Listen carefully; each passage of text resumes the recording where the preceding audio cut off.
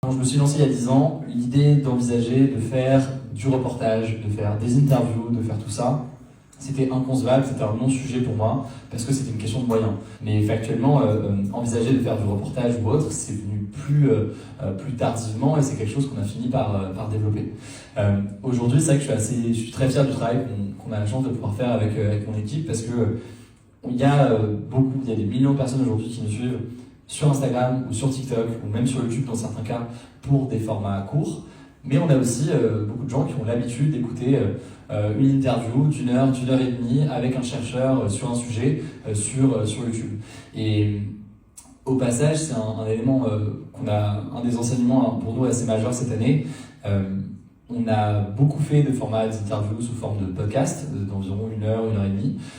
Au départ, on avait cette petite crainte au sein de l'équipe de se dire, si on fait des formats aussi longs, peut-être qu'il y a un enjeu à avoir des sujets plus légers ou là d'aller sur des sujets un peu plus légers.